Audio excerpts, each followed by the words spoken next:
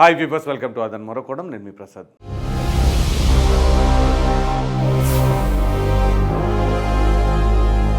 సజ్జలాకి దడ పుట్టిస్తున్న phone tapping case.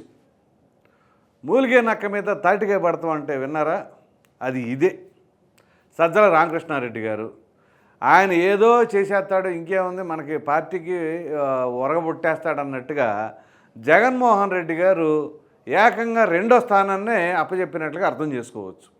ప్రభుత్వ సలహాదారులు పోని ప్రభుత్వానికి సంబంధించి ఏమైనా సలహాలు ఇస్తారా, దానివల్ల ఏమైనా ఉపయోగం ఉంటుందో ఏమో తెలియదు, కానీ ఉపయోగం కంటే కూడా నష్టం కాదండోయ్, భారీ నష్టం అయితే మాత్రం జరిగింది అనడంలో ఎటువంటి సందేహం లేదు. సో ఇక్కడ పార్టీలో ఉన్న సామాన్య కార్యకర్తలతో సహా ఇవాళ వీడియోల మీద వీడియోలు చేసి సజ్జలని బండబూతులు తిడుతున్నారు.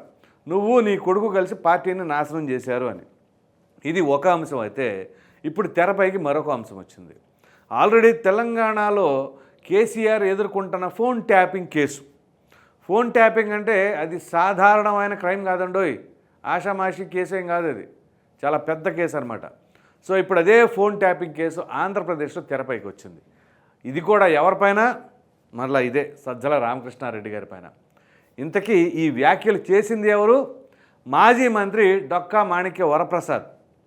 ఆయన మొన్నటి వరకు కూడా వైసీపీలోనే ఉన్నారు. ఆఫ్ కోర్స్ కొంత అసంతృప్తిగా ఉన్నారు. జగన్మోహన్ రెడ్డి గారు అపాయింట్మెంట్ ఎవరు అని చెప్పేసి, ఆయన కలవాలి అంటే అవకాశం లేదు అని చెప్పేసి ఇక పార్టీ కార్యకలాపాలకు దూరంగానే ఉన్నారు ఎన్నికల ముందే. సో ఇప్పుడు ఎన్నికలు ఇదంతా కౌంటింగ్ ప్రక్రియ మొత్తం అయిపోయింది కదా. ఇప్పుడు అసలు విషయాలు అవుతున్న తర్వాత ఒకటి బయటకు వస్తున్నాయి. ఏంటి అంటే సజ్జల రామకృష్ణారెడ్డి ఫోన్ ట్యాపింగ్కి పాల్పడ్డాడు అని చెప్పేసి డొక్కా మాణిక్య వరప్రసాద్ అనడం జరిగింది. సో ఇప్పుడు ఈ ఫోన్ ట్యాపింగ్ ఎవరెవరు చేశారు అంటే వాళ్ళ పార్టీలోనే కొంతమంది ఎమ్మెల్యేలు మంత్రులు చేశారు. అవి కాకుండా ప్రతిపక్ష పార్టీకి సంబంధించిన పవన్ కళ్యాణ్ గారిది, చంద్రబాబు నాయుడు గారిది, లోకేష్ గారిది కూడా చేశారు అని చెప్పేసి అంటున్నారు. సో ఇప్పుడు దీనివల్ల ఏంటి ఉపయోగం, ఎందుకు చేశారు అని అంటే వారు చెబుతున్న కారణాలు, ఏదైతే పార్టీ మారతారో ఉంటారో, ఏం చేస్తున్నారు వీళ్ళు, అసలు మన పార్టీకి లాయల్గా ఉంటారా ఉండరా, ఇట్లాంటివన్నీ కూడా మీరు కనుక ఇప్పుడు ఇది గుర్తు చేసుకున్నట్లయితే ఇది ఎక్కడో విన్నట్టుందా? అదేనండి, నెల్లూరు జిల్లాకి సంబంధించి కోటరెడ్డి శ్రీధర్ రెడ్డి గారు అన్నారు. గుర్తుందా మీకు? ఇప్పుడు కాదు, ఆయన ఎప్పుడో సంవత్సరంన్నర కాలం క్రిందటే అన్నారు, నా ఫోన్ ట్యాపింగ్ చేస్తున్నారు, ఎందుకు ట్యాపింగ్ చేస్తున్నారు ఏంటి అని చెప్పేసి. అసలు దానివల్లనే కదా ఆయన పార్టీ నుంచి బయటకు వచ్చింది. నన్ను అవమానపరుస్తున్నారు, ఈ విధంగా చేస్తున్నారు, అది ఇది అని చెప్పేసి. అఫ్కోర్స్ ఆనం రామనారాయణ రెడ్డి గారు వచ్చేసరికి ఏదైతే గడప గడపకి మన ప్రభుత్వం ద్వారా మేము వెళ్ళి ఏం చేయాలి, ఏం చెప్పాలి అనేది వాళ్ళ యొక్క ఉద్దేశం. సో ఇక్కడ ప్రధానంగా కోటమిరెడ్డి శ్రీధర్ రెడ్డి గారు మాత్రం ఫోన్ ట్యాపింగ్ పైనే మాట్లాడారు. సో అప్పుడు 2 సంవత్సరాల క్రితం ఏదైతే కోటమిరెడ్డి గారు చెప్పారో, ఇప్పుడు డొక్కా మాణిక్య వరప్రసాద్ చెప్పేదానికి రెండింటికి టాలీ అవుతుంది. సో అంటే ఫోన్ ట్యాపింగ్ ఒకవేళ జరిగిందా, ఇప్పుడు విచారణ జరిపిస్తే పరిస్థితి ఏంటి? సో ఆల్రెడీ మామూలుగానే జగన్మోహన్ రెడ్డి గారి పైన అనేక రకాల కేసులు ఉన్నాయి. ఇప్పుడు అధికారం పోయింది కాబట్టి ఇప్పుడు ఆ కేసులకు సంబంధించిన అంశాలు, ఇప్పుడు ఫోన్ ట్యాపింగ్కి సంబంధించిన అంశం తెరపైకి వచ్చింది. పైగా సజ్జల రామకృష్ణారెడ్డి గారు అంటే ఇక్కడ జగన్మోహన్ రెడ్డి గారికి చెప్పకుండా ఏమీ చేయరు కదా అనే ఉద్దేశం ఒకటి.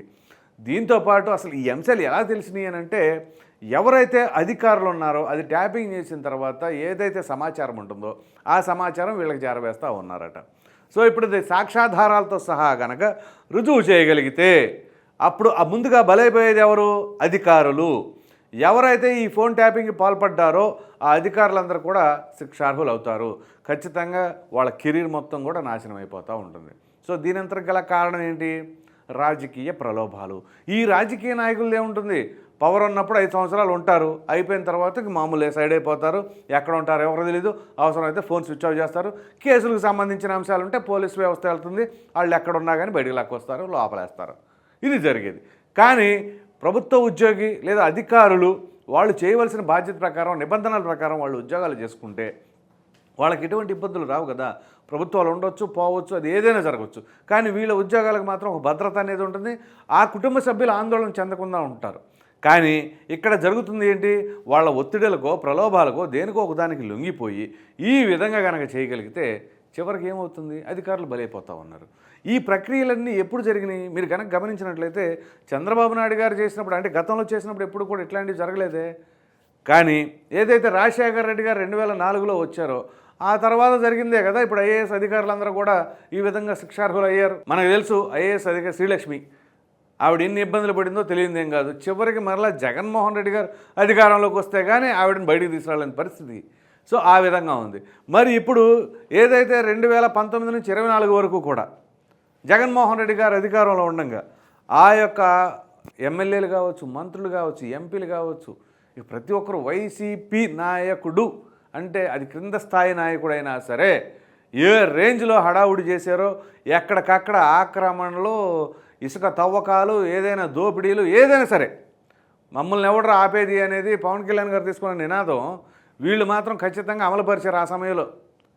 సో ఆ విధంగా చేసుకుంటా పోతే చివరికి ఏమైంది, ఇక ప్రజలు అనిపించోళ్ళ ఇది పరిస్థితి. ఆఫ్కోర్స్ ప్రజలు అనిపించోళ్ళంటే గుర్తొచ్చింది, ఇక్కడ కమ్యూనిటీల పరంగా ఎవరెవరు ఎంత శాతం మంది జగన్మోహన్ రెడ్డి గారికి మొన్న ఓటు వేశారు అనేది దీని తర్వాత వీడియోలో చెప్తాను. సరే, ఇక ఈ అంశం గురించి మాట్లాడుకోవాల్సి వస్తే ఈ ఫోన్ ట్యాపింగ్ కేసు అనమాట. ఈ ఫోన్ ట్యాపింగ్ కేసులో ఈ విధంగా ఇప్పుడు కనుక రుజువైతే ఇక అప్పుడు భవిష్యత్తు ఉంటుంది చూడండి. వైసీపీలో ఉన్న నాయకులు కానీ సజ్జల రామకృష్ణారెడ్డి గారికి ప్రధానంగా. సో మామూలుగానే ఇప్పుడు అనేక రకాలుగా ఆయన కమిషన్లు తీసుకున్నాడని ఏ చిన్న విషయం అడిగినా సరే డబ్బు డబ్బు డబ్బు డబ్బు తప్ప ఇంక వేరే ప్రపంచం, వేరే ఆలోచన ఉండదు. అయితే ఈ డబ్బు అంతా కూడా జగన్మోహన్ రెడ్డి గారి దగ్గర తీసుకెళ్తున్నారా, లేదా జగన్మోహన్ రెడ్డి గారి నోటీసులో లేకుండానే ఈయన ఈ విధంగా పాల్పడతారా, అంత ధైర్యం ఉందా, ఇట్లాంటి అనుమానాలు కూడా తెరపైకి వస్తున్నాయి. సో ఈ క్రమంలో ఇప్పుడు ఈ ఫోన్ ట్యాపింగ్ కేసు మూలిగా నాకు మీద తాడిగా పడతామంటే ఇదేనేమో. మరి ఇటువంటి క్రమంలో ఇప్పుడు వైసీపీ నాయకుల పరిస్థితి ఏమిటి? ఒకవేళ ఏదైతే తెలంగాణలో కేసీఆర్ గారి ఫార్ములాలోనే జగన్మోహన్ రెడ్డి గారు ఉన్నారా అంటే దాదాపుగా మీరు కనుక గమనించినట్లయితే ఎన్నికలకి 3 నుంచి 6 నెలల ముందు నుంచే నేను చెబుతానే ఉన్నా, జగన్మోహన్ రెడ్డి గారు కేసీఆర్ గారి ప్యాటర్న్లోనే నడుస్తున్నారు, అదే ప్యాటర్న్లో నడుస్తున్నారు. ఆయన ఓటమి పాలయ్యారు, ఇక్కడ కూడా అదే పరిస్థితి జరుగుతుంది. కాకపోతే కేసీఆర్ గారు కొంచెం గౌరవప్రదమైన నెంబరు 119 స్థానాలకు 39 స్థానాలు గెలుచుకున్నాడు ఆయన. సో అంటే అధికారానికి ఒక 21 స్థానాలు మాత్రమే దూరం. అదే ఆంధ్రప్రదేశ్లో ఎక్కడ 175, వైనాట్ 175 మళ్ళీ ప్రగల్భాలు పలికిన తర్వాత 11 అంటే 164 స్థానాలు 164 స్థానాలు కోల్పోయారంటే ఇక ఏమైనా సరే మనం మాట్లాడే మాట క్రెడిబిలిటీ ఉంటుందా? ఉండాలి. ఒక నాయకుడు చెప్పాడు అంటే కొంచెం వాస్తవానికి దగ్గరగా ఉండాలి. ఒరే వైనాట్ 175 అక్కడ ఇక్కడ 164 స్థానాలు కోల్పోవడం అంటే వచ్చిన 11 అట్లా ఉంటుంది. అదేదో అంటారు కదా, ఒక ఎవడైనా విద్యార్థి పరీక్ష రాసినప్పుడు ఎన్ని మార్కులు అవుతారంటే 90 గ్యారెంటీ అన్నాడు అనుకోండి, ఆడికి 20 కూడా రాలేదనుకోండి. నేను 90కి 100కి 20 సంగతి చెప్తున్నా, 90 చెప్పుకొని 100కి 90 చెప్పి 20 వస్తే సంగతి చెప్తున్నా. ఇక్కడ 175కి 175 చెప్పి 11 వచ్చినాయి. ఇక ఆలోచించండి ఎంత శాతం ఉందో ఆ గ్యాప్. అదేమిటి అంటే 40% ఓటింగ్ వచ్చింది. దాని గురించి కూడా మనం మాట్లాడుతాం, అది వేరేగా. కానీ ఇక్కడ గమనించండి, సో ఈ ఫోన్ ట్యాపింగ్ కేసు ఇప్పుడు ఇది చాలా సీరియస్ కాబోతూ ఉంది. మరి దీని వలన వైసీపీ మరింత ఇరుకును పడుతుందా, ఇక రాజకీయ భవిష్యత్తు లేని పరిస్థితుల్లోకి ఏమన్నా వెళుతుందా ఏంటి తెలియాలి అంటే ఈ కేసుకు సంబంధించి ఇక పూర్వాపరాలన్నీ పరిశీలించి విచారణ జరిపిన తర్వాత దీన్ని మరలా మాట్లాడుకుందాం. ఈ వీడియో కనుక మీకు నచ్చినట్లయితే లైక్ చేయండి, షేర్ చేయండి. అదేవిధంగా సజ్జలాగి పుట్టిస్తున్న ఫోన్ ట్యాపింగ్ కేసు అన్నదానిపైన మీ విలువైన అభిప్రాయాన్ని కామెంట్ రూపంలో ఖచ్చితంగా తెలియజేయండి. మరిన్ని వీడియోస్ కోసం మన ఆదాయం ఛానల్ని సబ్స్క్రైబ్ చేయడం మాత్రం మర్చిపోకండి. Thank you.